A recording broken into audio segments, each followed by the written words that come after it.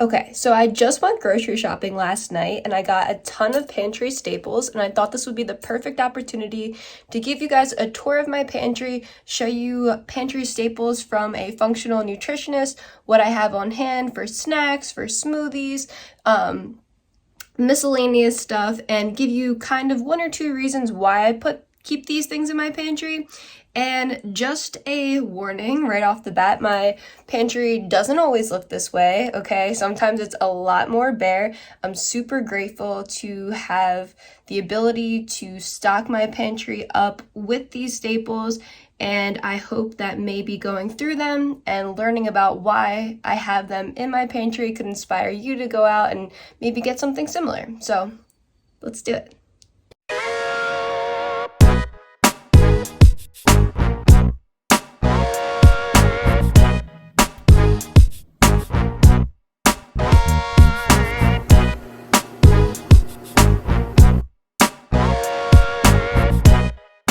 Okay, so these are a staple for me. These are wild-caught sardines in extra virgin olive oil. And I know what you're thinking, ew, gross, sardines, yuck. Well, I have to say, they're actually pretty tasty if you prepare them the right way. If you put them on a piece of like whole grain toast with a drizzle of olive oil and maybe some like crushed pumpkin seeds, they're really tasty, honestly, and they're an amazing source of omega-3 fats, which are our anti-inflammatory fats. They're our cooling fats. They help to lower inflammation. They're also an excellent source of calcium because the bone is in them. Highly bioavailable source of calcium as well. So these are definitely a staple. Always have sardines on hand. Next this is a backup supply of unsweetened almond milk. I always go for almond milk that has minimal ingredients. So you can see this only has 2 ingredients. There's no fillers, there's no gums, there's no flavor, like any flavoring or anything. It's perfect for smoothies. It's really tasty. So yeah, no crap, clean almond milk. Elmhurst is my favorite brand. Organic, 100% organic coffee. I do love my coffee. I am definitely a coffee drinker. Me and my partner are both coffee drinkers. We love it so much, so we get it from Costco, bulk size. Coffee is an amazing source of antioxidants, polyphenols. It's linked to lower incidence of diabetes and Alzheimer's disease. However, you can overdo it. So although we have this huge bag of coffee, we do mix in decaf every now and then, especially as a woman with my hormones. I need to be mindful of overdoing it on caffeine and driving up that cortisol and adrenaline in the morning. It can really crush your hormones if you do it day in and day out, especially if you do it like all day, every day. So coffee, staple, organic coffee.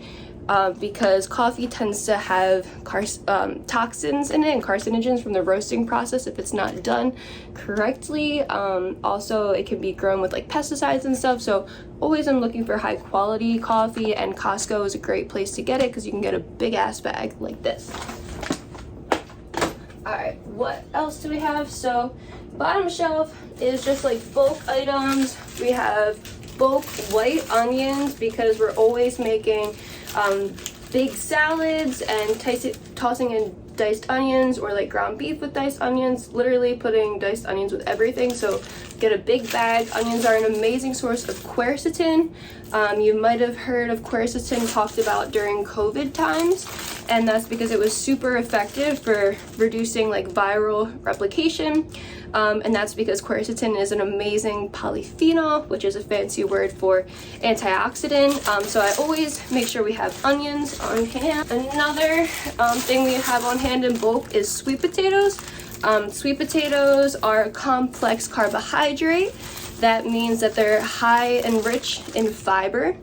And I'll dice these up and throw them in the air fryer, and also throw them on top of a salad. Sweet potatoes are an amazing source of, they help to raise your serotonin levels, so eating them a few hours before bedtime can help to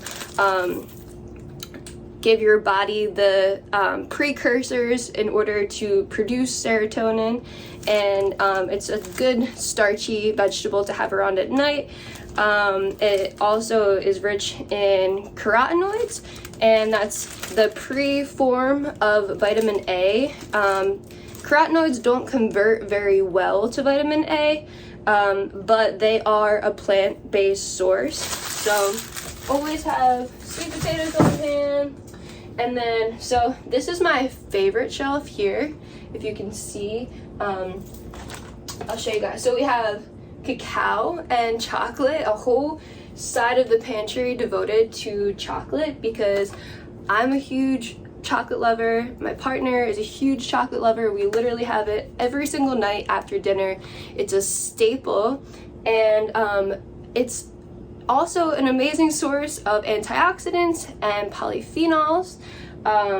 Anthocyanins, that's like the fancy polyphenol that like the fancy term for the polyphenol that's in dark chocolate.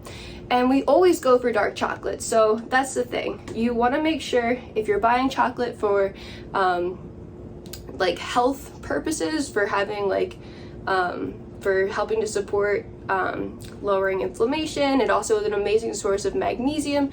You want to go for the dark chocolate that's 72% and higher. Anything lower than 72% kind of crosses over towards the more high sugar threshold, and it can be like problematic for, you know, spiking our blood sugar, and the cons kind of outweigh the pros when you're under 72%, but over 72%, you're good, you're getting the antioxidants. And I am a freak, and I love 100% cocoa dark chocolate, so there's literally no sugar in this at all. And I literally crave this after a meal, and honestly during the day too. And I do believe it's because it's such a rich source of antioxidants. And I have found out recently through a DNA test that I'm not the best, my genes aren't the best for producing like endogenous antioxidants, so like the antioxidants that your body produces on its own, like glutathione. I'm really not good at that. So I think one of the reasons that I love dark chocolate is because it's an amazing source of antioxidants. So you can also see you got cacao nibs.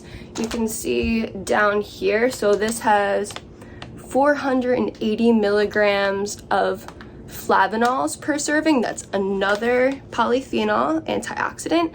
I put these in smoothie bowls. It gives it a nice crunch.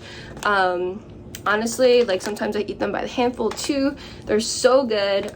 So yeah, you can see antioxidants, flavonols, cacao nibs are a staple. Now, over on the left side here is the nuts and seeds of the pantry. So they get their own designated spot as well because they are also a staple. And nuts and seeds, just in general, like a handful a day is associated like with reduced all-cause mortality risk. They're just a really great source of like fiber. They also, you know, are rich in like magnesium and zinc. Granted, they're not as bioavailable, these minerals in nuts and seeds, because they're bound to like anti-nutrients, so that's like phytates and tannins and things like that. And those like anti-nutrients in plants make like zinc and iron and magnesium and minerals less bioavailable. However, the fiber is really great. It's also an amazing source of healthy fats, so like monounsaturated fats, which are associated with like a lower risk for heart disease. Also, you have like polyunsaturated fats, the good kind of polyunsaturated fats like omega-3s. So like walnuts are a great source of polyunsaturated omega-3 fats.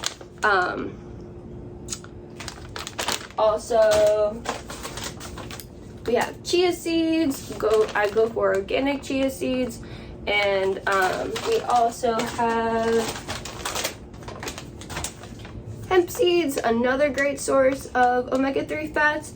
Plant-based sources of omega-3 fats, again, aren't as bioavailable as animal or seafood, fish-based sources, just because the seafood has the already bioavailable form of omega-3, which is EPA and DHA, and these, the plant-based forms, contain ALA, or alpha-linolenic acid, and that has to be converted through like a series of enzymes in order to get to EPA and DHA, and we're not really efficient at that process. But nonetheless, having them in your diet is really beneficial for other reasons. So we keep them around, put them in smoothies. I'll put them on top of like an oatmeal bowl to just add some more fiber to it to mitigate a blood sugar spike. So also we have this big old bag of macadamia nuts. I can't eat these. I am like have a little bit of a sensitivity to these, but my partner Evan loves them, and like you can see, they're just like a really, really rich source of fat, specifically mono unsaturated fat. So you can see 21 grams of fat, and of that fat there's only 3.5 grams of saturated fat. So the rest, 18 grams of fat, is mono unsaturated, and that is the good kind of fat. So nuts and seeds. Also a big fan of nut butter as well. It's really hard not to overdo the nut butter. I know a lot of people have problems with that, myself included. So try and limit it to, you know, smoothie bowls, oatmeal, smoothies in general. So I have almond butter here, and also we have peanut butter. And a big thing to note when you're buying nut butter for your pantry is super important, guys, is you want to just keep it minimal. Like the almond milk, we're only looking for almonds and water. For nut butter, we're only looking for almonds or the nut, so peanuts, and salt. That's it. We don't want palm oil, we don't need cane sugar, we don't need high fructose corn syrup, we don't need any of that crap. They add that stuff to make it the texture more spreadable, easily spreadable. But honestly, like, this stuff is just as good. It's not worth the extra calories from terrible sources. And yeah, you can get something cleaner for, you know, the same amount of money. So always look for just the nut and salt. Okay, so moving on up, this is where I like to keep our grains. And so you can see, like, we have a big old thing of jasmine rice. My partner Evan loves to have rice like mixed with ground beef, so we always have jasmine rice on hand. And secret pro tip, if you buy rice in the bulk section in grocery stores, it's gonna cost way less money. You can also get organic for way cheaper as well, and you can get like double or triple the amount, and it's just as good. And also, you're not killing the environment as much with all the packaging. You can just put it in like a glass jar like this, and it looks really pretty in the pantry. So wins all around. I also have some buckwheat groats. I like to make fermented buckwheat sourdough bread, so I actually need to get some more of these. We're running out. And then over here, I just bought this. I'm pretty excited about it. It's a loaf of multi-grain seeded bread. Now, bread is typically a pantry staple. Maybe you keep it in a bread box, whatever. We're not that fancy here. So this bread contains organic stone ground unbleached flour. That's the very first ingredient. And that is super important to note because yes, there are organic breads out there, but typically the flour that they're using is either bleached or it's like enriched. So it contains pretty much fake vitamins and minerals, like the vitamins and minerals that you get from supplements, or like cereals that are fortified, they also put into bread, and our bodies just aren't that great at using those. They're not as familiar. Our body is highly intelligent and it can tell when something is synthetic versus natural, and we have a harder time using it and excreting like fortified iron and B vitamins and things like that. So I love this bread. I was really excited to find it because it's not enriched flour and it contains like a million different seeds, and it has like this incredible like kick to it. Like there's phenol in it that gives it a nice like anise, I don't know the correct term, but like it's really freaking good. That's all you need to know. So highly recommend looking for bread at a local bakery, asking the baker or whoever works there if their flour is enriched, and there is a good chance that it will be. However, you can find better loaves of bread like this. You just kind of have to get a little bit creative and maybe give it like a give it a Google search and see if there's any bakeries in your area that carry unenriched bread. We got this from our local natural food store, and it's actually produced like right in town. So I was really excited to find this. I'm not afraid of bread. I'm not afraid of gluten because personally I am not sensitive to it, but there are some people that are sensitive to it. So a lot of people, funny enough, aren't actually sensitive to gluten. They're actually sensitive to the pesticides that are sprayed on wheat, and that kind of comes out as like an allergy or sensitivity to wheat. And really it's just like the pesticides on there. There's not as many people who are like celiac and gluten intolerant as you would think, but there are, pretty much everybody is like pesticide intolerant. So you know, something to be mindful of to buy your bread organic so there's no like pesticides or crap sprayed on it.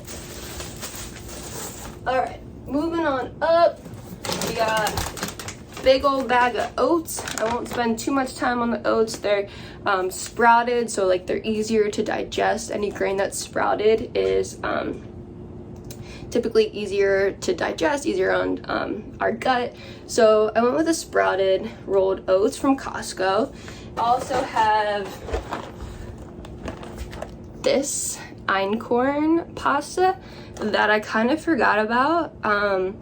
But basically this is wheat pasta. It's organic, but it's made from a wheat grain that has not been hybridized. So traditional wheat is like durum wheat or semolina or something like that that's used for like making pasta and making bread too. And those are hybridized wheat, which basically means it's been like genetically modified, and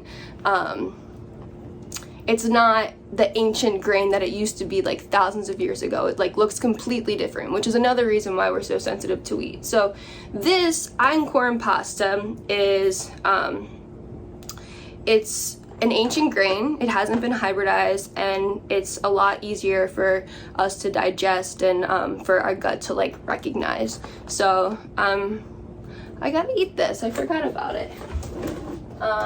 Okay, so just a couple more things here. I like to do, so Evan does jasmine rice. He's a big fan of white rice. I like to do a darker rice. Brown rice is like high in arsenic. A lot of rices are, and it can be problematic for some people to digest. So I like to try like different colorful rices. This is a black rice, and typically when like a grain or a vegetable or a fruit has a dark color, like dark chocolate, it has anthocyanins, which are those polyphenols that help to lower inflammation. They also cross the blood-brain barrier and can lower inflammation in the brain and be really good for preventing against like Alzheimer's disease. Also like even just depression, anxiety is linked to neuroinflammation. So I like to have foods that are colorful, and black rice is it's definitely a different taste.